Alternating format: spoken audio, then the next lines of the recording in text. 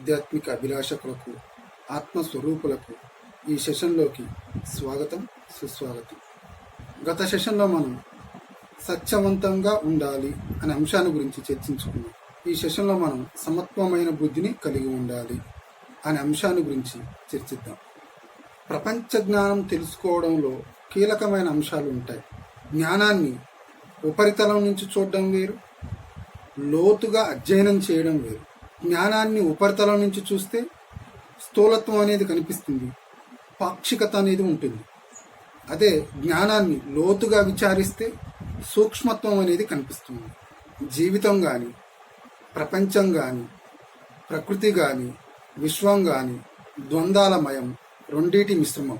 ఒకటే కనిపిస్తూ ఉందంటే రెండవది దానిలో కలిసి ఉంటుందని అర్థం. పుట్టుక ఉంటే మరణం ఉంటుంది, మంచి ఉంటే చెడు ఉంటుంది, లాభం ఉంటే నష్టం ఉంటుంది, విజయం ఉంటే అపజయం ఉంటుంది, ఉచ్ఛ్వాసం ఉంటే నిశ్వాసాలు ఉంటాయి, లబ్ ఉంటే డబ్ ఉంటుంది. ఇవి జీవితానికి సంబంధించిన విషయాలు. పర్వతాలుంటే లోయలు ఉంటాయి, ఉష్ణం ఉంటే శీతలము ఉంటుంది, మంచు కొండలుంటే మండు టెండలు ఉంటాయి. ఇవన్నీ ప్రపంచానికి సంబంధించినవి. ఒకటి ఉన్నదంటే రెండవది కూడా తప్పనిసరిగా ఉంటుంది, జరిగి తీరుతుంది. సమత్వం అంటే ఒకదానిలో రెండవది చూడడం, రెండిటి కలయిక. ఎవరైతే ఒకటే కావాలనుకుంటారో అది రాగం, ఎవరైతే రెండవది వద్దనుకుంటారో అది ద్వేషం.